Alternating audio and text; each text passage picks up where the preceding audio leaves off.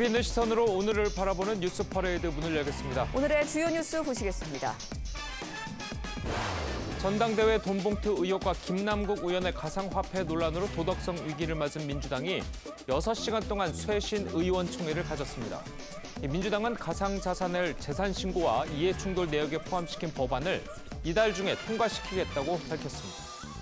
민주당은 가상화폐 논란으로 탈당한 김남국 의원에 대한 추가 조사에 나서기로 했습니다. 민주당 의원들은 탈당으로 모든 일이 끝났다고 생각하지 않는다면서 엄정한 조사 후 징계하는 원칙을 확립하겠다고 밝혔습니다.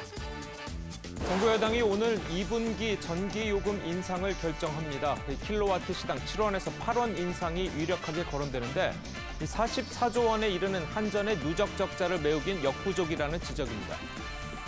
네, 교사들 중 교직에 만족하거나 다시 태어나도 교사를 하겠다는 비율이 5명 중 1명에 불과했습니다. 교직 만족도 하락의 가장 큰 원인은 학생 생활지도의 어려움과 교권 추락이었습니다. 저희는 잠시 뒤 돌아오겠습니다.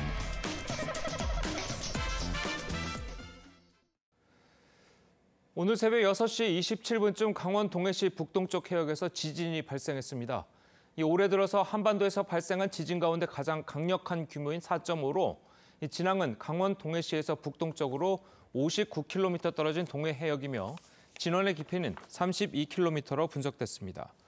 기상청은 지진 발생 인근 지역은 진동을 느낄 수 있어서 안전에 유의해야 한다고 당부했습니다. 민주당이 어제 저녁 김남국 의원의 가상화폐 논란으로 긴급 의원총회를 가졌습니다. 6시간 동안의 긴 회의 끝에 민주당은 각종 혁신안을 발표했는데요. 가상자산을 공직자 재산신고와 이해충돌 내역에 포함하는 법안을 이달 안으로 통과시키겠다고 약속했습니다. 김아린 기자입니다. 더불어민주당은 6시간의 마라톤 의원총회 끝에 당 의원 전원 명의의 혁신안을 발표했습니다. 우선 가상자산을 공직자 재산신고와 이해충돌 내역에 넣는 법안을 이달 안에 통과시키겠다고 약속했습니다. 5월 안에 법안을 통과시키고 부칙의 즉각 시행을 명시하겠습니다. 법이 통과되는 즉시 국회의원을 포함한 모든 공직자가 가상자산을 신고하도록 하겠습니다. 당이 먼저 기득권을 내려놓고 재창당의 각오로 본격적인 쇄신에 나서겠다고 다짐했습니다. 쇄신 내용을 우리가 정말로 처절하고 절실하게 국민이 원하는 방향으로 정말로 빈틈없이 나가겠다는 그런. 여야는 앞서 가상자산을 공직자 재산신고 대상에 포함하는 소위 김남국 방지법 처리를 위해 오는 25일 본회의를 열기로 합의한 상태입니다. 민주당은 또 가상자산 문제뿐 아니라 돈봉투 의혹 사건의 재발 방지를 위해 당 차원의 혁신기구를 곧 설치하겠다고 했습니다. 이날 의총에선 의원 30여 명의 발언이 쏟아졌는데 특히 초선 의원들의 열기가 뜨거웠던 것으로 전해집니다. 지금까지 한 번도 의원총회에서 발언하지 않았다고 하는 초선 의원님들도 오늘 굉장히 많은 분들이 3년 만에 첫 번째 발언을 하셨습니다. 또 이재명 대표에 대한 재신임 요구 목소리도 나온 것으로 알려집니다. TV조선 김하림입니다. 이 사태의 중심에 서 있던 김남국 의원은 어제 민주당 의원총회가 열리기 전에 탈당했습니다. 이에 민주당은 탈당으로 모든 일이 끝난 게 아니라면서 추가 조사 후 징계 원칙을 밝혔습니다. 주원진 기자가 보도합니다. 의원총회 후 민주당은 김남국 의원에 대한 진상조사 의지를 가장 먼저 강조했습니다. 탈당으로 모든 일이 끝났다고 생각하지 않습니다. 추가 조사가 필요한 부분에 대한 조사를 진행하겠습니다. 엄정한 조사 후 징계하는 원칙을. 하지만 이미 탈당한 의원에 대한 조사와 징계가 가능하냐는 취재진의 질문이 잇따랐습니다. 이에 당은 김 의원 본인의 동의를 얻어서 최대한 조사를 진행하려 한다고 답했습니다. 탈당을 해서 더 이상 징계를 할 수 없는 경우라고 하더라도 징계 사유가 존재했는지 여부를 조사해서 확인할 수 있는 그런 근거도 있습니다. 그래서 그러한 취지와 맥락에서 고려해 주시면 될 것 같습니다. 민주당은 의원총회 전 김 의원이 탈당해 자체 조사는 어려워졌다는 입장을 냈습니다. 탈당으로 인해서 이제 앞으로 중단이 되는 거죠. 그렇죠. 예. 하지만 의원총회에서 성토가 쏟아지자 강경 입장으로 돌아선 것으로 보입니다. 당규 18조에는 징계를 회피할 목적으로 탈당하는 경우 제명하는 조항이 있는데 의원총회에선 해당 조항을 김 의원에게도 적용해야 한다는 의견 또한 쏟아졌습니다. 여당은 이미 김 의원을 국회 윤리위에 제소했지만 민주당 내부에서도 김 의원을 추가 제소해야 한다는 목소리가 나온 것으로 전해집니다. TV조선 주원진입니다. 이재명 당대표는 어제 열린 의원총회에서 입이 10개라도 할 말이 없다며 이른바 김남국 사태에 대해 국민들에게 고개 숙여 사과했습니다. 이 대표의 목소리 직접 들어보시겠습니다. 조금 전에 더불어민주당의 국회의원이었던 김남국 의원께서 최근에 벌어진 사태에 대한 책임을 지는 차원에서 탈당한 것 같습니다. 이 나라 국정을 책임지고 있는 또 그 일부를 책임지고 있는 더불어민주당의 대표로서 안 그래도 어려운 민생고 속에서 신음하시는 우리 국민 여러분께 우리 당 소속 국회의원이 그런 문제로 우리 국민들께 심려를 끼쳐 드린 점에 대해서 우리 더불어민주당을 대표해서 진심으로 사과드린다는 말씀을 드리려고 합니다. 우리 국민들께 또 실망을 드린 점에 대해서는 입이 10개라도 할 말이 없을 것입니다.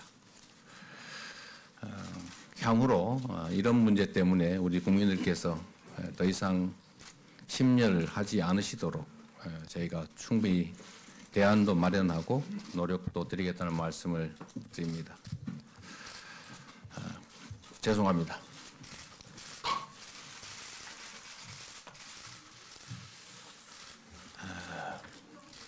향후에 이런 일들이 더 이상 재발하지 않도록 여러 가지 제도적 방안이나 우리 더불어민주당 내 자정을 위한 구체적인 세부 방침들도 오늘 함께 논의되었으면 좋겠습니다. 그리고 이미 우리가 작정했던 것처럼 우리 당이 나아갈 진로와 또 이 어려운 환경들을 타개하기 위한 세부적인 정책이든 대책이든 방안을 충분하게 논의하고 토론해서 우리 국민들께서 납득할 만한 그리고 기대할 만한 대안들을 도출해내는 의총이 되기를 기대합니다. 고맙습니다. 예, 전해드린 대로 돈봉투 의혹에 이어서 김남국 의원의 가상화폐 투자 논란으로 겹악재에 맞은 민주당이 어젯밤 늦게까지 쇄신 의총을 열었습니다. 두 분과 함께 정치권 소식을 자세하게 짚어보도록 하겠습니다. 윤희석 국민의힘 대변인 그리고 서영주 더불어민주당 상근 부대변인 나오셨습니다. 안녕하세요. 자, 먼저 어제 6시간 가까이 마라톤 의총이 이어진 끝에 박광원 원내대표가 결의문을 발표했는데요. 직접 들어보시겠습니다. 국민의 상식에 맞는 정치 윤리를 바로 세우겠습니다. 재창당의 각오로 근본적 반성과 본격적 쇄신에 나설 것을 약속드립니다. 탈당으로 모든 일이 끝났다고 생각하지 않습니다. 추가 조사가 필요한 부분에 대한 조사를 진행하겠습니다. 엄정한 조사 후 징계하는 원칙을 확립하겠습니다. 가상자산을 재산신고와 이해충돌 내역에 포함시켜서 법의 미비점과 제도의 허점을 보완하겠습니다. 예, 6시간 넘게 이제 치열한 논의가 오갔다고 하는데 비공개로 이제 진행이 됐으니까 안에서 의원들이 여러분들이 이제 이야기를 하셨을 텐데 가장 짚어줘야 될 쇄신 항목은 어떤 게 있습니까? 일단 박광원 원내대표가 얘기했듯이 기본적으로 윤리, 그다음에 책임, 그러니까 이제 정치인으로서 국민들의 눈높이에 맞느냐라는 것들이 여러 가지 화두로 중심 화두로 얘기가 됐던 것 같습니다. 그러니까 예. 김남국 의원이 지금 하고 문제가 됐던 가상화폐뿐 있잖아요. 예. 저는 솔직히 이재명 대표가 입이 10개라도 할 말이 없다 이 말을 김남국 의원이 먼저 했었어야 된다. 저는 그렇게 생각합니다. 초반에 김남국 의원이 그런 자세와 태도로 국민들한테 어떤 송감을 전달했다면 당대표도 물론 그랬겠지만 당대표가 저렇게까지 허리를 숙여서 해야 될 이유가 있을까요? 라는 생각이 좀 들더라고요. 예. 그러니까 김남국 의원 자체가 탈당을 하고 나서 의총이 열렸는데 의원들 169명. 저는 그런 생각이에요. 160개의 입이 있더라도 할 말이 없는 지금 상황입니다. 그렇기 때문에 당이 국민들이 보는 지금 이 현 시점에서 어떻게 하면은 제대로 납득할 수 있는 뭐 변화의 모습을 보여줄 것인가. 이게 이제 경론이 벌어졌고요. 예. 그래서 한쪽 측면에서는 김남국 의원의 탈당 부분에 있어서 이대로 하는 것들이 국민들은 용납하지 않을 수도 있다. 이거는 눈높이에 맞게 징계 부분으로 들어가야 되지 않겠냐라는 부분이고, 또 어떤 분들은 이게 이제 당내에서는 또 이거를 또 징계하기에는 탈당계를 제출했는데 할 수 있냐라는 부분에서 경론이 벌어지다가 지금 결론적으로 발표한 대로 윤리 기준을 강화하고 당의 책임성 있는 모습을 보여주자라는 것들이 큰 축에서 결정이 된 것으로 알고 있습니다. 아니 근데 말씀하신 것처럼 김남국 의원이 탈당을 했으니까 이제 민주당 사람이 아니잖아요. 민주당 사람이 아닌데도 당의 진상조사를 뭐 강제할 뭐 근거가 있습니까? 그러니까 이제 김남국 의원이 당의 내용을 보면 탈당에 준하는 이제 그 페이스북에 올렸더라고요. 그 하는 모습, 그 내용 자체가 당에 누를 안 끼치는 예. 그런 의미에서 탈당을 한다. 그러면 이제 당을 위한다는 의미잖아요.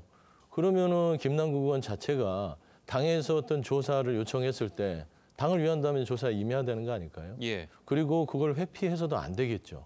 그렇기 때문에 이 의총에서 전체 민주당 의원들이 그 결의를 모아서 진상조사, 그다음에 거기에 대해서 나오면 징계까지 하는 것들에 대해서 선배 정치인들이 그리고 동료 정치인들이 결정을 했으면 김남국 의원은 거기에 따라야 됨이 마땅한 거 아니겠습니까? 그래서 저는 이거는 물론 이제 강제할 수는 없지만 김남국 의원이 이거를 따르지 않고 성실하게 하지 않는다면 김남국 의원의 탈당 자체에 진정성이 의심받을 수 있다. 그래서 저는 조사 임할 것으로 보고 있습니다. 알겠습니다.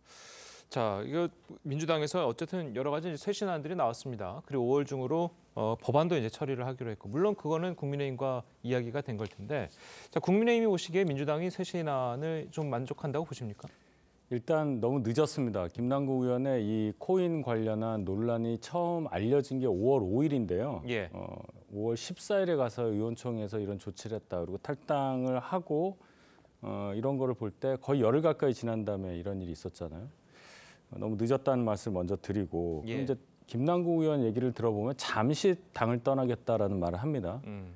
그 얘기는 좀 시간 지나면 본인이 당적을 다시 가질 수도 있다는 걸 전제로 하고 한 말이란 말이죠. 그 얘기는 지금까지 민주당 의원분들이 탈당했다가 복당하는 사례가 여러 번 있었고, 결론은 탈당을 뭔가 정치적인 위기를 돌파하기 위한 하나의 해결책으로서 왔다.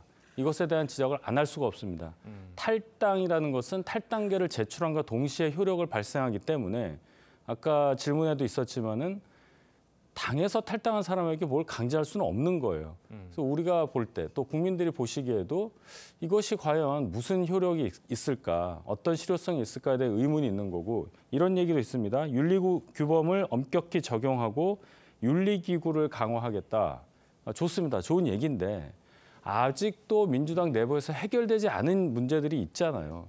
어떤 분은 뭐 자질 탈당을 했고 여러 가지 문제로 돈봉투 의혹이라든지 이런 거 있지만, 당장 당대표인 이재명 대표의 문제만 해도 기소뿐만 아니라 기소돼서 재판까지 진행되고 있는 상황까지 갔는데 아무런 조치가 없고, 방금 전에 자료화면 보셨지만은 똑같은 사안에 대해서 본인이 또 다른 사람의 허물에 대해서는 입이 10개라도 할 말이 없다고 얘기를 합니다.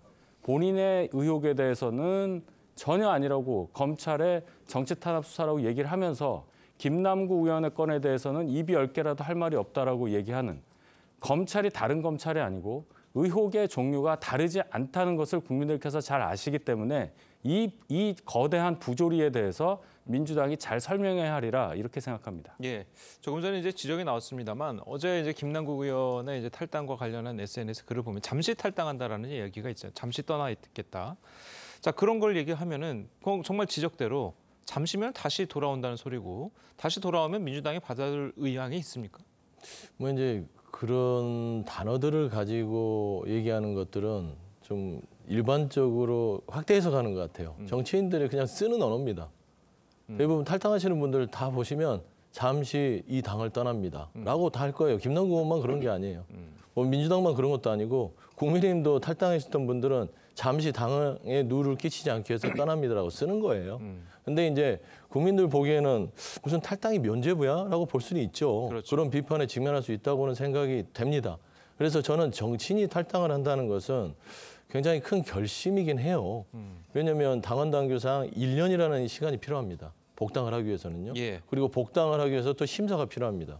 그래서 이 부분을 그냥 면접을 위해서 던졌다고 볼 수도 있지만 정치인으로서는 특히 총선을 앞두고 여러 가지 어떤 정치 행보를 함에 있어서 탈당이라는 것은 정치인으로서는 큰 결정이다라는 측면에서는 너무 그냥 잠시 떠나 있으니까 다시 돌아올 수 있는 거 아니야? 근데 뭐 당이라는 게 들락달락 할 수 있는 건 아닙니다. 그렇게까지 뭐 쉽사리 뭐 떠났다가 왔다가 뭐 이런 건 아니기 때문에 너무 이 김남국 의원 자체에 대해서 비판의 여지는 충분하나 본인이 이제 탈당하는 거에 있어서 당을 뭐 꼼수 탈당이다 이렇게까지 뭐 내부 비판이든 외부 비판이든 하는 부분들은 조금 확대 해석이다. 저는 좀 그래 보고 있어요. 민영배 의원의 탈당과는 좀 다른 게 있습니까, 그러면? 조금 다른 부분도 있고 비슷한 부분도 있는 것 같아요. 그러니까 이제 비판의 여지가 있다는 부분은 좀 비슷한 부분이 있어요. 왜 그러냐면 민영배 의원 자체는 당시에 이제 여러 가지 이제 소위 상황상 그 정치적 결단을 통해서 떠난 부분이고 김남국 의원 같은 경우는 당에 말하자면 현재 이제 당내 여론 분위기 자체가 중진계 쪽으로 좀 여론이 모아지는 상황에서 본인이 정치적인 선택을 한 것 같습니다.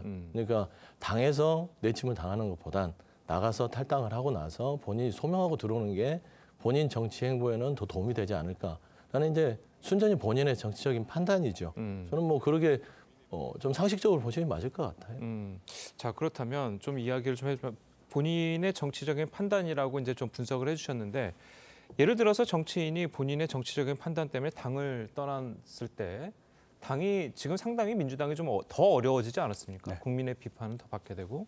자, 그런 경우에는 과연 일반적으로 정당을 봤을 때 이분이 나중에 다시 돌아온다고 했을 때 받아들일 만한 그런 게 충분한가? 자, 이 부분을 생각해 봐야 될 것 같거든요.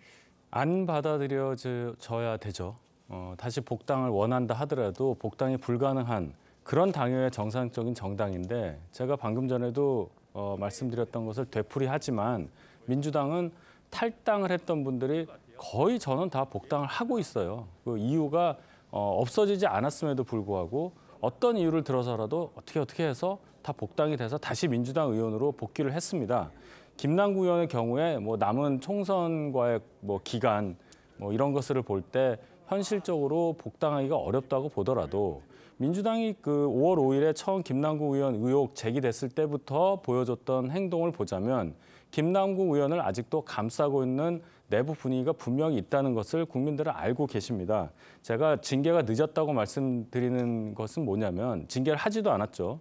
민주당이 조치가 늦었다고 하는 이유가 탈당하기 전에 뭔가를 했어야 되는 거고 공무원처럼 징계 중에 사직 처리가 되지 않는 것이기 때문에 정당원들은 그냥 탈당계 내면 끝나는 거지 않습니까? 그런데 어제 오전에 탈당하겠다는 의사를 밝힌 김남국 의원 그러고 나서 탈당계 제출하고 의원총회가 진행됐단 말이에요. 예. 이게 도대체 무슨 효용성이 있느냐. 그래서 탈당 얘기를 계속 얘기를 하는 거고 그 잠시라는 단어에 대해서 예민하게 반응한다고 말씀하시는데 전례가 여러 번 있기 때문에 그 말씀을 드리는 겁니다.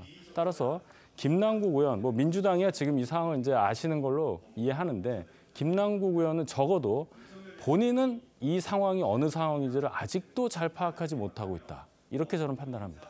아니 그러니까 이제 이거 갖고 논박을 하긴 싫은데 이 정치를 함에 있어서 여야가 기본적인 어떤 관행이 나쁜 관행일 수 있어요. 예. 근데 국민의힘을 꼭 굳이 저는 여기서 끄집고 들어오기 싫었는데 예. 국민의힘도 뭐 부동산 투기했던 윤희숙 의원도 있고 뭐 동거했던 전봉민 의원도 있고 그다음에 부동산 투기 의혹에 대한 여러 가지 뭐 사업자들과 했던 박덕흠 의원도 있습니다. 그러니까 정치를 전반적으로 봤을 때 당을 떠났다가 들어오는 부분들은 당이 판단할 부분이긴 해요. 그리고 아직 좀 말하자면 김남국 의원이 이제 탈당을 했습니다. 앞으로 일어나지 않을 일이에요. 1년 뒤에 복당 신청을 했을 때 과연 말하자면 뭔가가 드러나서 잘못이 드러났는데 민주당이 이걸 받아줄 것이다 라고 예측하는 것들은 아직은 좀 섣부르지 않냐라는 생각을 합니다. 좋은 말씀 하셨는데요. 윤희숙 의원은 탈당하지 않았고요. 의원직을 사퇴했습니다. 그런 결단을 내렸다는 점을 민주당 김남국 의원의 사례와 반드시 비교를 해봐야 한다고 저는 생각합니다. 알겠습니다. 자, 그리고 어제 민주당의 이제 의원총회는 시작부터 공개 여부를 놓고 신경전이 이어졌다고 합니다. 자, 어떤 이야기들이 나왔는지 저희가 영상 준비했습니다.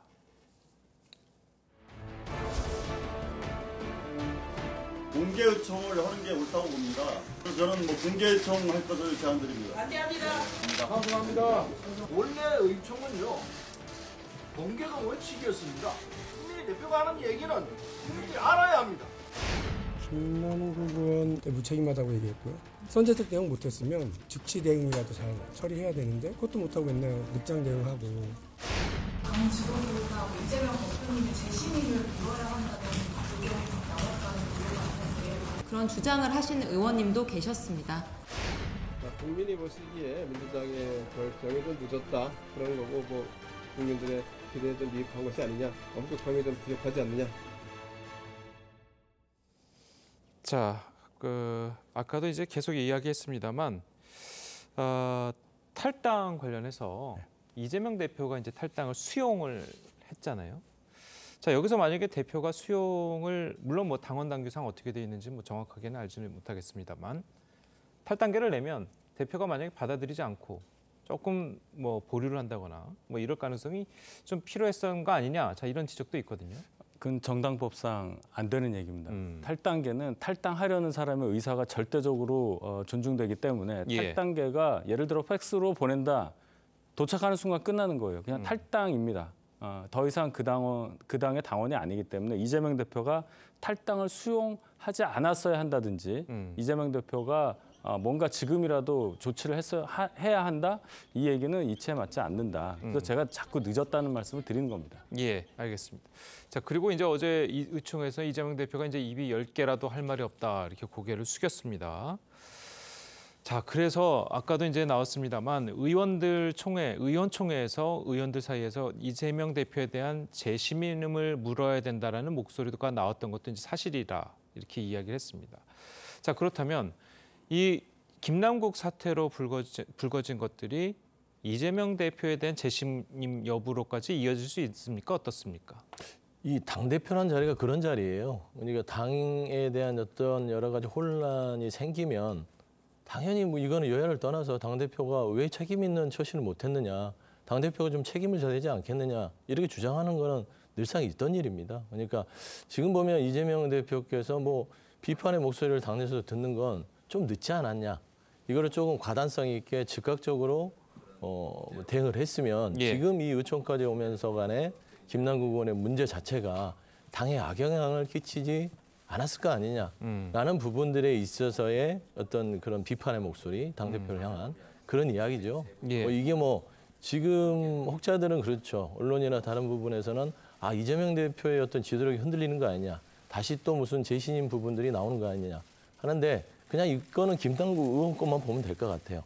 좀 늦긴 늦었습니다. 당의 어떤 대응 자체가. 물론 제일 중요했던 건 김남국 의원의 문제죠. 본인이 태도와 처신을 초반부터 분명하게 했었으면 당에 이런 영향을 안 미치잖아요. 근데 본인이 질질 끌다가 결국에는 탈당이라는 결정을 했습니다. 그러니까 당이 할 수 있는 게 없어져 버렸어요. 이게 과연 당을 위한 길인지 본인을 위한 길인지 이런 부분들에 논박이 있다 보니 당연히 이재명 대표에게 또 화살이 향할 수밖에 없습니다. 왜? 당대표니까요. 그래서 그런 의미에서의 어떤 재신임, 어떤 얘기들이 있었다라고 하는 것들은 그냥 정당에서 당연히 당대표에 대한 지적이다라고 보시는 게 맞을 것 같습니다. 그러니까 탈당을 해서 민주당이 조금이라도 짐을 덜었다면 당을 위한 것이겠지만 탈당을 해서 민주당이 더 많은 비판을 받는다면 본인을 위한 거 아니겠습니까? 뭐 그렇게 보시는 의원들이 있어요. 그러니까 당내에서도 지적하는 바가 이거는 김남국 의원 자체가 성실히 조사를 받고 거기에 부합돼서 아니면은 그거 털면 되잖아요. 근데 뭔가 있다 그러면 징계를 받으면 되는 겁니다. 이게 더 책임 있는 자세고 당이 그 부분을 결단할 수 있게끔 해야 되는데 나가버렸잖아요. 그러니까 진상조사 부분도 멈춰버렸고 그다음에 당에서 이렇게 해도 저렇게 해도 밖에서 외곽에서 보는 비판하고 싶어하는 사람들은 비판할 여지들이 너무 많습니다. 라는 점에서는 굉장히 아쉬움이 크다. 뭐 그렇게 말씀하고 싶습니다. 알겠습니다. 자, 그래서 지금 뭐 이 사건을 계기로 해서 민주당 내 비명계와 친명계 간의 갈등이 좀 더 커지고 있는 듯한 분위기인 것 같은데, 자, 국민의힘에서 보시기에는 어떻습니까? 커지고 있고 조금 더 커질 수 있는 여지가 있다고 봅니다. 방금 의총장에서도 보면은 의총 공개 여부를 두고도 찬성하는 쪽과 반대하는 쪽이 공개적으로 서로 얘기를 하고 있지 않습니까? 이 얘기는 이 김남국 의원의 처리와 관련해서도 지도부와 또 지도부와 좀 거리가 먼 분들 간의 생각이 다르다는 거고 예. 정치적으로 입장이 다를 수밖에 없는 상황에 두 부분, 이 양쪽에 입장 차이가 있기 때문에 그런 겁니다. 방금 전에 이재명 대표의 어떤 신임 여부에 대해서도 얘기를 했는데 이재명 대표가 본인이 갖고 있는 사법 리스크가 없는 상태에서 지금 직무를 수행하고 있다면 이렇게까지 당대표 신임 여부까지 갈 얘기가 아니라고 저는 생각을 하고 결과적으로는 이 친명, 비명이 이런 사법 리스크 가지고 결국은 끝에 가서 총선이 다가올수록 정치적으로 더 첨예하게 대립할 가능성이 있겠다. 저는 이렇게 예상합니다. 알겠습니다. 자, 그리고 이제 이런 건 민주당 소속의 청년 정치인들이죠. 물론 뭐 김남국 의원이 이제 청년 정치인의 대표 주자다 이렇게 이야기를 했었었는데 이 동료 청년 정치인들이 가상화폐 논란에 대해서 목소리를 냈습니다. 직접 들어보시겠습니다. 지금 민주당의 정치는 죽어가고 있습니다. 지금 민주당에 쌓여 있는 문제들은 위법이냐 아니냐, 수사권이 있냐 없냐, 국민의힘보다 나은가 아닌가로 논할 문제가 아닙니다. 만약 지금 언론 보도에서 나오고 있는 내용들이 전부 다 사실이라면 의원직 사퇴까지도 할 수 있다고 생각합니다. 자, 의원직 사퇴 이야기도 나왔잖아요. 자, 어떤 부분이 가장 의원직 사퇴의 중요한 부분이 되는 겁니까? 이 이제 취득 과정들, 그다음에 상세하지 못하게 이게 운용됐던 부분들 그런 것이겠죠. 그다음에 상임위 중간 동안에 뭐 거래를 했다는. 그러니까 몇 가지가 있습니다. 예. 근데 아까도 이제 청년 정치인들은 이런 주장을 할 수 있어요. 해야 되고요. 가만히 있으면 안 되죠. 이런 비판의 목소리들이 당내에 많은 건 좋은 것인데 맞는 얘기입니다. 틀린 얘기는 없어요. 사실은 그렇잖아요. 가정이 사실이라면 당연히 이런 것들이 다 사실이라면 의원직 사퇴까지도 당연히 고려가 돼야 된다고 봅니다. 예. 저 또한 동감하고요. 하지만 이 자체가 그냥 아직은 추측과 의혹, 확실하게 진상규명이 안 된 상태에서 그냥 몰아붙이기식으로 의원직 사퇴를 해라. 이 부분은 조금은 무리수가 있는 것 같고요. 하지만 이 모든 이 의혹, 갈등들은 김남국 의원이 초래한 것이다 라고 또 얘기할 수밖에 없습니다. 본인 스스로가 지금 이 당과 본인, 이 정치 전반에 있어서의 혼란을 초래하고 있거든요. 그랬을 때는 조금 더 신중한 자세로 본인의 이득이 되는 것보다는 당과 정치 전반에 대한 고민들을 의원직을 가진 선출직 공무원으로서 진지하게 좀 해야 되지 않느냐라는 좀 조언을 드리고 싶어요. 알겠습니다. 지금 당윤리위원회에 의원직 제명이라는 뭐 권한이 있습니까? 당윤리위원회 있습니다. 그러니까 이제 이게 조금 해석하기 나름인데요. 예. 그러니까 당규 18조를 보면 이게 이제 징계 절차에 들어갔느냐 안 들어갔느냐 그거를 이제 해석할 수 있는 겁니다. 그런데 아직은 진상조사 이후에 진상조사를 한 다음에 어떤 혐의가 있을 때 당윤리위로 올려야 되는데 지금 단계는 진상조사 단계거든요. 그러면 진상조사 단계를 징계 절차를 시작했다고 봐야 되는지 아니면 그냥 조사의 단계로 봐야 되는지 라는 부분에 있어서는 해석이 있을 수 있으나 이미 그 전에 김남국 의원이 탈당계를 냈기 때문에 이 부분을 어떻게 이제 당에서 또 뭐 의총에서는 그럼에도 불구하고 요청을 해서 진상조사를 한 다음에 징계를 하겠다고 했으니 저는 오늘 이제 최고위가 열리니까 또 최고위에서 또 이런 부분들은 결정할 수 있지 않을까 그렇게 생각하고 있습니다. 예. 그래도 뭐 탈당한 의원을 당윤리위원회에서 징계한다는 건 좀 이야기가 안 되는 것 같아서 국회에 윤리위원회가 있지 않습니까? 네. 국회 윤리위원회도 의원직 제명할 수 있는 권한이 있지 않고요. 네. 자, 그런 상황에서 지금 국민의힘에서는 김남국 의원을 갖다가 국회 윤리위원회에 제소를 했습니까? 제소를 아직 안 했고요. 예. 이제 제소를 할 계획이고 저희 당의 입장은 일단 이 사안에 대해서 좀 더 정확히 조사를 해보자. 민주당 자체 조사도 지금 하고 있다가 중단되는 분위기인데 탈당으로 인해서 예. 저희는 좀 더 해보자. 인적 구성은 민주당과 뭐 비슷하게 이제 가고 있습니다. 외부 전문가, 변호사 그리고 가상자산에 능통한 의원 이렇게 해서 아마 첫 회의를 내일 정도 할 텐데 보셔야 할 부분이 뭐냐면은 민주당에서는 김남국 개인의 어떤 코인을 뭐 샀던 경위라든지 뭐 투자 시점, 뭐 상임위 중에 뭐 거래를 했느냐 여기에 집중을 했는데 반해서 저희 당이 좀 집중적으로 보고 싶은 것은 과연 입법 과정과 이 게임머니와 관련한 이 코인 관련한 것이 이 코인 산업계와 어떻게 연관이 되어 있는가를 보고자 하는 겁니다. 소위 말해서 입법 로비 관련한 의혹인데요. 과연 그 가상자산을 갖고 있는 현직 의원이 거래를 하면서 이득을 얻을 수 있는 방법 중에 가장 좋은 것이 법적으로 그것을 더 뒷받침해 주는 것이라고 우리가 볼 때 김남국 의원 또는 다른 의원들까지도 그런 행위에 가담을 했었느냐, 뭐 그 여부까지도 저희는 아마 파헤쳐서 국민들께 보고 드리고자 하는 그런 의도라고 생각합니다. 알겠습니다. 자, 그래서 김남국 의원이 촉발한 가상화폐 논란이 과연 국회의원 전수조사로 이어질지 여부에도 관심이 쏠리고 있죠. 이 관련 이야기 먼저 듣고 오시겠습니다. 의정 활동하고 이해 충돌이 있는지는 국민들이 관심을 갖고 있기 때문에 전수조사해서 의혹을 해소하는 것도 방안이라고 생각합니다. 전수조사 관련해서는 좀 다양한 다각적인 의견들이 있었어요. 지도부 안에서도. 의견이 갈리고 있는 건가요? 찬성하시는 분들도 있었고요. 거기에 대해서 조금 신중하자는 그런 의견도 있었고요. 필요하다면 국회의원 전원에 대해서 코인 보유 거래 내역을 전수조사할 것을 제안합니다.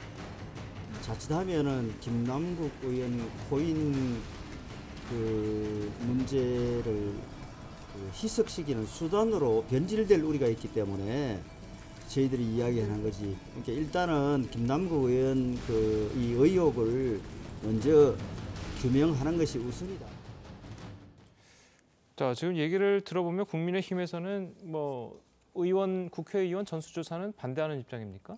그렇지 않습니다. 방금 전에도 말씀하셨지만 반대하는 게 아니라 지금 이 시점에서는 김남국 의원 관련한 의혹의 해소, 그 진상조사가 먼저다. 그 얘기를 드리는 겁니다. 왜냐하면 지금 만약에 전수조사까지 같이 들어갈 경우에 김남국 의원 관련한 이런 진상조사가 좀 늦어지게 되고 그렇게 되면은 진짜로 국민들께서 원하시는 그 진실에 가까워질 수 있는 방법이 좀 더 줄어들고 또 시간이 지나면서 증거나 이런 것들이 훼손될 우려가 있기 때문에 빨리 그것을 먼저 하자는 의미고요. 국회의원 전수조사에 대해서 반대할 이유가 전혀 없다는 것을 다시 한번 강조합니다. 알겠습니다. 그러니까 당 지도부에서 아까도 이야기가 나온 게 찬성하시는 분들도 있고 전수조사에 대해서 그거 좀 신중해야 되는 건 아니냐라는 이야기가 나왔다고 했습니다. 근데 일반 국민들이 받아들일 때는 그렇게 좀 약간 반대하는 듯한 목소리를 내면 저분이 가상화폐를 가지고 계신 분인가? 이렇게 의심이 들 수밖에 없거든요. 그럴 수 있죠. 그러니까 늘 상식선을 생각해야 됩니다. 그러니까 국민들이 상식적인 눈으로 보고 있다라는 걸 늘 염두에 두고 발언하고 처신해야 되는 게 선출직 의원들의 어떤 말하자면 무게감이죠. 근데 저는 그렇습니다. 국민의힘에서 이 전수조사를 하면은 김남국 의원 조사가 희석된다? 저는 그것은 전혀 상관성이 없는 것 같아요. 그리고 당내에서도 신중론 펼치는데 반대가 아닙니다. 전수조사는 전적으로 해야 되고요. 그리고 공직자윤리법에 따라서 이미 가상화폐가 자산으로서 우리가 일상생활에 돌아다니잖아요. 그러면 이거는 당연히 그냥 하는 거예요.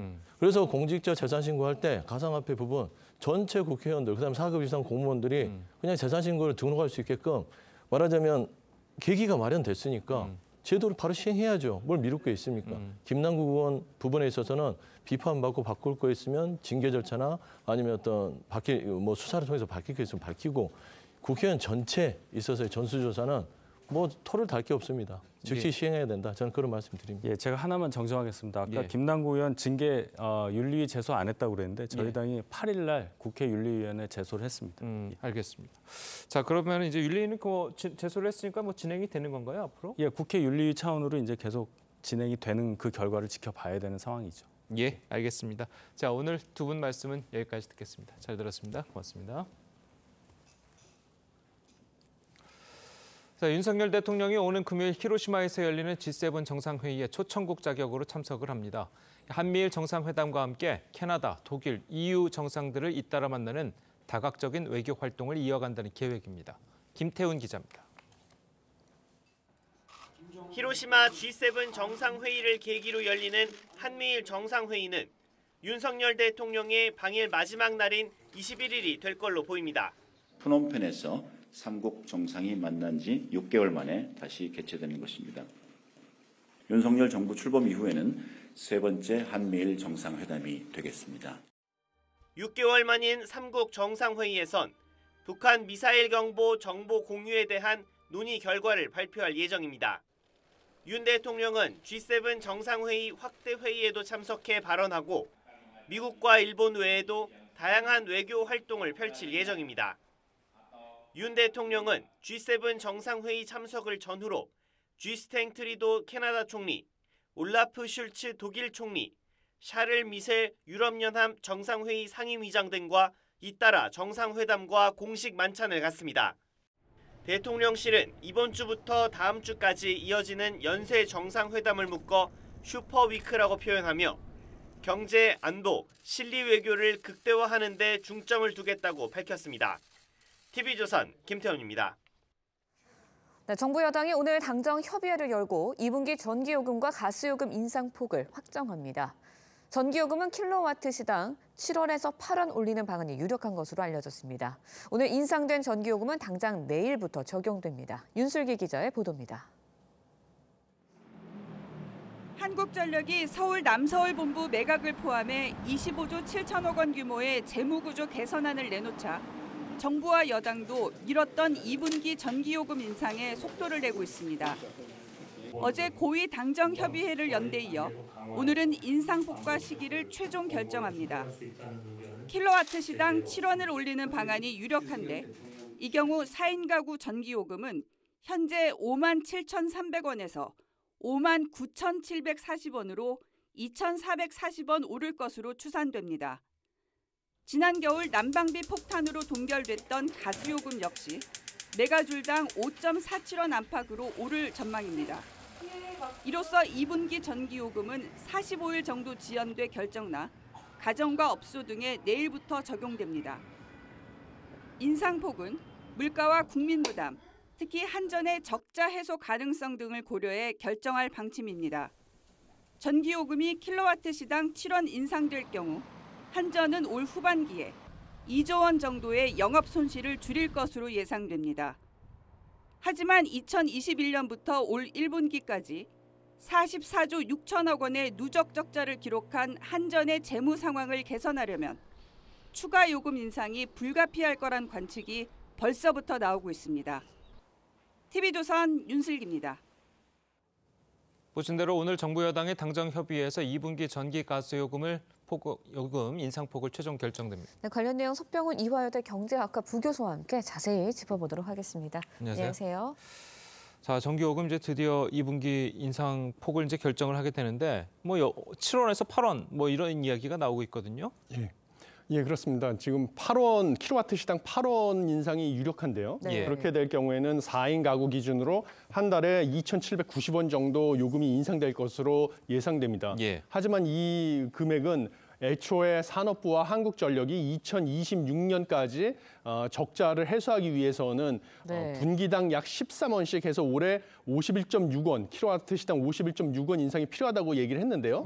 그 분기당 13원 인상 폭의 절반보다 약간 넘는 수준이라서 아직 많이 부족하다 이렇게 생각을 하고 있습니다. 네, 적자 해소에 부족하다는 말씀해 주셨는데 한전 누적 적자 44조 원 넘어섰습니다. 적자 규모 왜 이렇게 커진 겁니까? 무엇보다 가장 중요한 이유는 작년에 국제적으로 에너지 가격이 급등한 영향이 큽니다.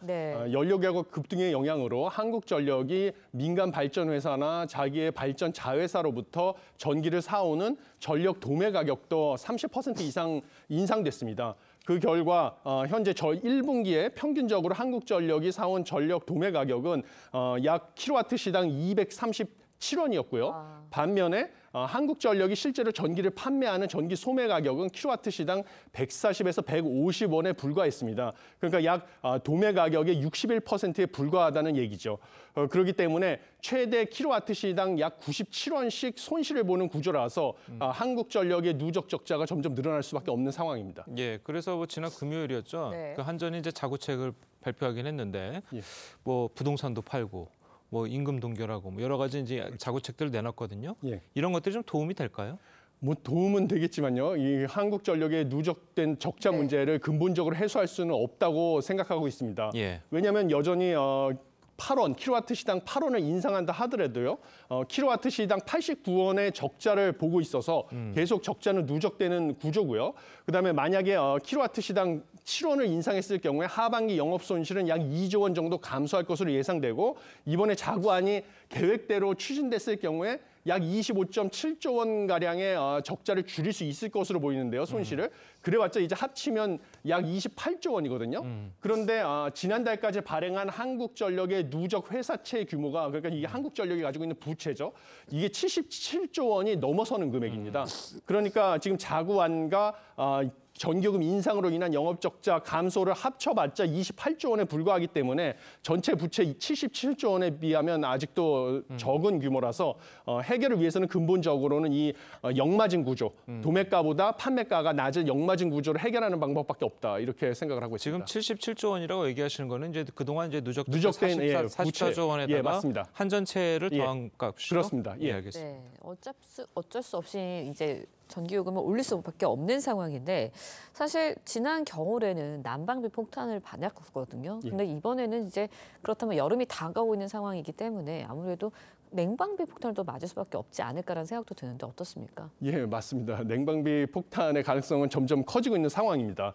7월, 8월은 전력 수요가 한 1년 중에서 사실 냉방 수요 때문에 가장 큰 기간이고요. 그다음에 이와 관련해가지고 에너지경제연구원의 추정 결과에 따르면 올해 전기요금을 올리지 않았을 경우에는 전기요금 지출 증가 비율이 약 17%, 그다음에 전기요금을 13.1원 킬로와트시당 올렸을 경우에는 23%까지 전기요금 지출이 늘어날 것으로 예상을 했는데요. 지금 8원을 인상하게 될 경우에는 전기요금 자체는 적게 오르지만 그만큼 전기에 대한 수요는 증가하기 때문에 가격이 적게 올라서 그걸 감안하면 17에서 20%가량 전기요금 지출이 증가할 것으로 예상이 됩니다.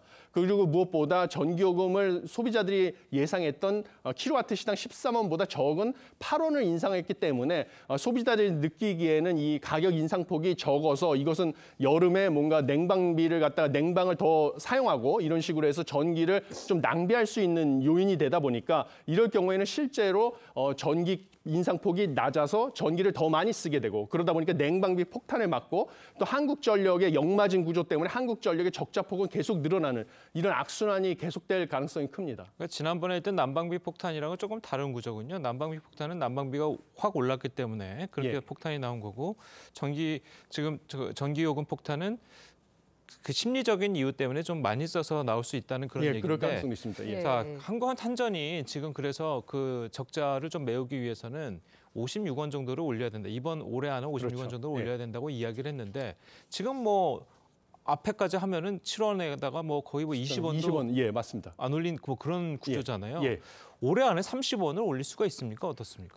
현실적으로는 어렵지 않을까 하는 생각을 하고 있습니다. 왜냐하면 3분기가 되면 본격적으로 냉방 수요가 늘어나가지고 전기 사용량은 급증할 가능성이 크고요. 또 4분기가 되면 또 내년에 총선이 임박한 와중에 여러 가지 정치적인 요인도 있어가지고요. 지금 2분기가 사실은 전기요금 인상의 최적기로 판단을 하고 있습니다. 그런데 이번에 인상폭도 한국전력과 산업부에서 요구한 13.1원 킬로와트 시당 거기에 못 미치는 8원 정도밖에 안 되기 때문에 이럴 경우에는 앞으로 전기요금 추가 인상은 상당히 어렵지 않을까 하는 생각을 하고 있습니다. 네, 전기요금에 이어서 가스요금도 오를 것으로 전망이 되고 있습니다. 그렇다 보니까 결국은 물가거든요. 서민들 지금 물가가 올라서 걱정인데 더 오를 수밖에 없을 것 같아요. 예, 맞습니다. 전기요금하고 가스요금 같은 공공요금은 원래 그 소비자 물가에서 차지하는 비중이 상당히 큽니다. 일례로 4월 달에 소비자 물가 전년 동월 대비 상승률은 3.7%였는데요. 그중에 전기, 가스, 수도요금의 기여도는 0.8%포인트로 상품 중에서 가장 기여도가 컸습니다. 이럴 뿐만 아니라 전기요금과 가스요금이 올라가게 되면 예를 들면 외식비 상승 요인이 되는데요. 음식점에서 당연히 전기도 쓰고 가스도 사용하기 때문에 생산 비용이 늘어나고요. 그것뿐만 아니라 음식점 말고도 뭐 도서관이라든지 이런 데도 전기가 안 사용되는 서비스 업종이 없습니다. 그러니까 외식비뿐만 아니라 외식비를 제외한 서비스 가격 역시 추가적으로 상승할 요인이 돼서 이것은 서민 경제를 더 어렵게 하는 요인이 될 것은 거의 확실시되고 있습니다. 예, 알겠습니다. 자, 오늘 교수님 말씀은 여기까지 듣겠습니다. 잘 들었습니다. 오늘은 42번째 스승의 날입니다. 최근 교권이 추락하면서 이 교사 4명 중 1명만 교직을 만족스럽게 생각하는 걸로 조사됐습니다. 네, 다시 태어나도 교사를 하겠다는 비율은 20%로 역대 최저를 기록했습니다. 윤수영 기자의 보도입니다. 지난해 8월 충남의 한 중학교. 수업 중 한 학생이 교단에 누워 스마트폰을 봅니다. 앞서 6월엔 경기도의 한 초등학생이 담임 교사를 흉기로 위협했습니다.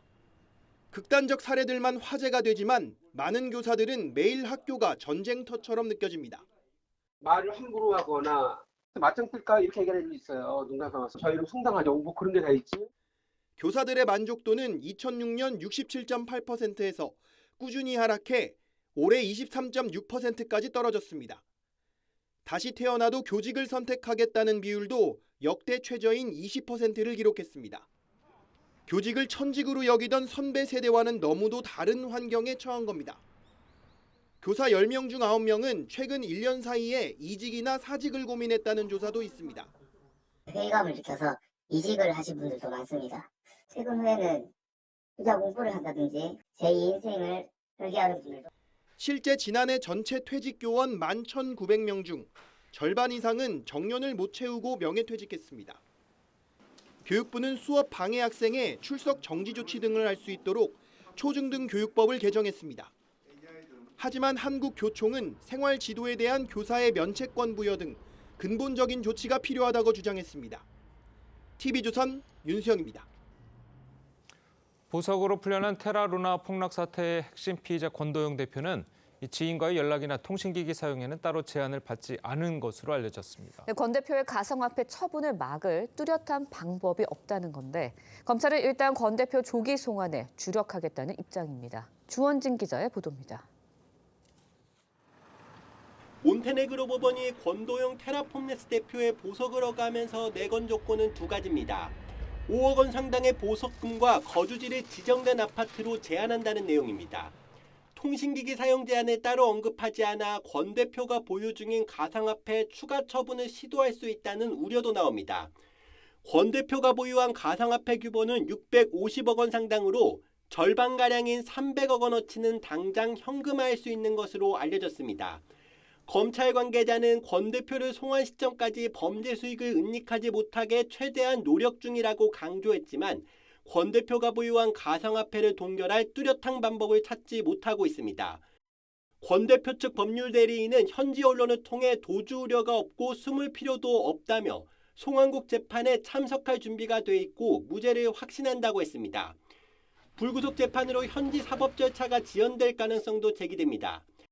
법무부는 보석 결정은 몬테네그로 법원의 판단이라 어쩔 수 없다며 사법공조를 통해 권 대표에 대한 신속한 송환을 요청 중인 상황이라고 했습니다. TV조선 주원진입니다.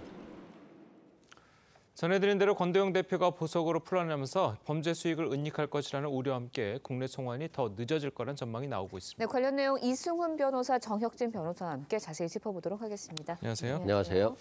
자, 보석금이 5억 8천만 원이에요, 우리 돈으로. 네네. 근데 권도영 대표가 가진 가상화폐는 아까 얘기 들어보니까 뭐 바로 만들 수 있는 현금 자산이 한 300억 원 정도. 네네, 수백억이라고 했죠. 그러면은 뭐 이게 너무 싼 거 아닙니까?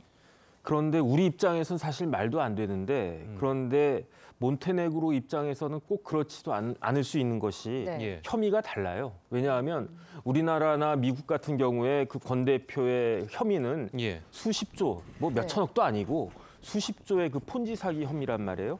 하지만 몬테네그로 입장에서는 그거는 외국인이 외국에서 범한 범죄이기 때문에 자기들 입장에서는 뭐 그렇게 크게 신경 쓸 일이 아니고 몬테네그로 입장에서 문제가 된 혐의는 여권 위조란 말이에요. 네. 그러니까 여권 위조 정도 혐의면 저 정도 보석으로 풀어줘도 크게 문제가 없을 수 있겠다라고 생각을 할 수도 있지 않을까 그런 생각이 듭니다. 네, 앞서도 전해드렸지만 권 대표 보석 조건에는 통신과 접격 제한 조치가 언급되어 있지 않습니다. 그렇다 보니까 언제든지 가상화폐를 현금화할 수 있는 상황인 거거든요. 어떻습니까? 상당히 우려할 수 있는 부분이고요. 통신을 통해서 또는 접견을 통해서 사람을 통해서 이런 가상화폐를 빼돌릴 수가 있잖아요. 그렇기 때문에 이번 보석 조건에 그러한 것들이 적용되지 않았기 때문에 충분히 가능성이 있다 말씀드리고 네. 보석 신청 직전에도 한 30억, 8억 규모의 가상화폐가 현금화됐다고 그래요. 그러면 이게 변호사비라든가 보석금이라든가 또는 몬테네그로에서의 어떤 생활자금 등으로 사용될 우려가 있어서 결국에는 가상자산을 은닉해버리면 왜냐하면 실제 피해자들이 받을 수 없기 때문에 이런 부분에 대해서 우려를 표하고 있고 특히 가상화폐는 국가 간의 벽이 없잖아요. 특히 중국 거래소 같은 경우는 실명 확인을 하지 않기 때문에 지금도 얼마든지 가상화폐를 다른 사람을 통해서 은닉할 수가 있거든요. 그래서 피해자들 입장에서 보면 굉장히 신경이 쓰이는 부분이다 이런 말씀드립니다. 예. 자, 그래서 지금 이게 미국도 관련이 돼 있잖아요. 수십조 원의 이제 폰지 사기다 보니까. 그러면 뭐 미국 검찰, 우리 검찰 좀 합동을 해서 뭐 재산을 압류한다든지 가상화폐를 뭐 압류한다든지 이런 조치를 할 수 없는 겁니까? 일단은 우리나라 입장에서는 뭐 추징 보전이 문제가 될 텐데 그런데 기본적으로 그 전제는 그 가상화폐가 크립토커런시가 어디에 있는지 알아야 되는데 만약에 이제 뭐 일부에서 이야기 나왔던 대로 그 콜드 월렛으로 가지고 있다라고 하면 이건 물리적으로 불가능하고 한 거고요. 핫 월렛이라고 한다면은 그 거래소가 외국인 경우에 우리나라 입장에선 현실적으로 불가능할 거고 미국이라고 하면은 미국에선 어떤 조치가 취할 수 있을 거라고 보여질 수는 있는데 이렇게 되면은 한미 간의 협조가 이루어질 수 있어야 할 것 같은데 현실적으로는 굉장히 어렵지 않을까 하는 생각이 듭니다. 네, 최근 권도영 대표의 아파트 또 오피스텔 등 2,300여 건 규모의 재산이 동결되어 있는 상황입니다. 물론 폰지 사기 혐의가 50조 원에 달한다고는 하지만 이렇게 나중에 유죄가 확정이 된다면 피해자들이 좀 보상받을 수 있는 길은 생기지 않을까라는 생각도 드는데 어떻습니까? 일단은 보상받을 수 있는 길이 막혀 있지는 않습니다. 특히 우리나라 검찰의 지금 추징 보전 절차를 거친 것들은 한국에 있는 부동산, 예금, 증권, 가상화폐 등이거든요. 한국에 있기 때문에 추징할 수 있었습니다만 이제 이것들을 피해자들이 구제를 받으려고 한다면 확정 판결이 있어야 되거든요. 근데 지금 가상화폐를 우리나라의 자본시장법에 증권으로 벌 수 있느냐 이게 이제 큰 쟁점이고요.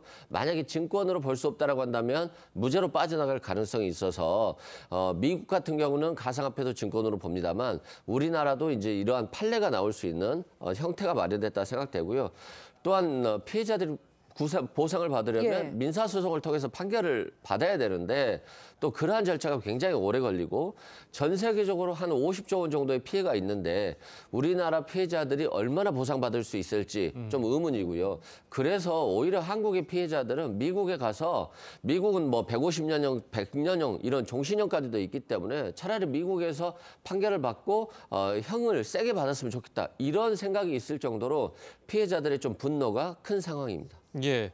자, 이제 뭐 검찰은 어떻게든 수사를 하려면 권 대표를 송환을 해야 될 텐데 지금 뭐 순서는 어떻게 됩니까? 순서라는 게 있습니까? 글쎄요, 이거는 몬테네그로법에 따라야 될 건데 몬테네그로법을 제가 전혀 모르니까 뭐라고 이야기는 못 하겠고요. 몬테네그로가 어떤 나라냐면요. 옛날 유고슬라비아의 하나의 그 일부분이었어요. 그러다가 이제 신유고 연방에 속해 있다가 2006년도에 독립한 나라거든요. 그런데 인구는 62만 7천밖에 안 되고 1인당 GDP도 8,000달러밖에 안 되는 신생 소국이란 말이에요. 그러니까 제가 봤을 때 법 체계가 얼마나 정비가 됐을까 그것도 의문이고 만약에 이제 우리나라 법적 그 사고방식으로 보면은 출입국관리법에 따르면은 그 외국인이 우리나라에 들어온 외국인이 만약에 범죄를 저질렀거나 그다음에 기본적으로 위조된 여권으로 들어왔다고 그러지 않았습니까? 이런 경우에는 그냥 다른 나라로 강제 퇴거하면 되는 거고 근데 다행히 이제 범죄인 인도 조약에 해당이 되는 나라라고 알려져 있어서 그렇게 따지면은 우리나라 입장에서는 범죄인 인도 법이 있거든요. 그럼 그 법에 따라 가지고 절차가 아주 상세해요. 뭐 외교부 장관 해가지고 법원까지 거쳐가지고 그런 것들 통해 가지고 이제 우리나라까지 송환이 되든지 아니면 이승훈 변호사님 말씀하신 것처럼 미국으로 가든지 그렇게 될 텐데 이런 것들을 그 권도영 대표가 머리가 좋은 사람이니까 다 계산하고 다른 나라도 아닌 그 발칸반도에 있는 조그마한 몬테네그로에 들어간 게 이런 것까지 계산한 것이 아닌가 싶어가지고 어쨌든지 간에 자기가 행한 행위에 대해서 처벌을 받을 수 있도록 빨리 그렇게 조치가 되어야 될 것 같습니다. 예, 알겠습니다. 자, 오늘 두 분 변호사님 말씀은 여기까지 듣겠습니다. 잘 들었습니다. 고맙습니다. 예, 오늘 새벽 강원도 동해시 앞바다에서 진도 4.5 규모의 지진이 발생했습니다. 네, 올 들어 발생한 지진 가운데 가장 강력한 지진인데요. 취재기자 연결해서 자세한 소식 알아보도록 하겠습니다. 김태훈 기자, 현재 상황 어떻습니까?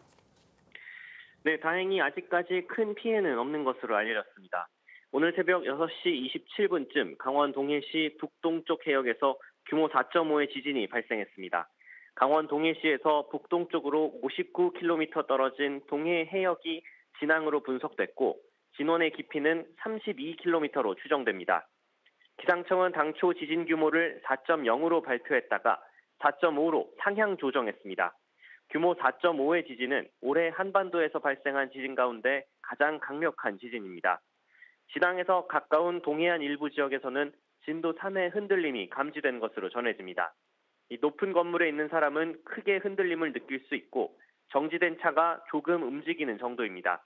현재까지 18건가량의 진동 감지 신고가 접수됐지만 피해 발생은 없는 것으로 파악됩니다.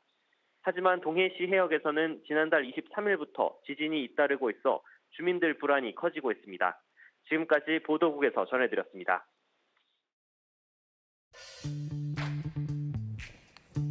네, 렌즈에 담긴 그 순간 그 의미를 짚어보는 시간이죠. 사진 기자가 선택한 아침의 한 장입니다. 오늘은 조선일보 사진부 오종찬 기자와 함께합니다.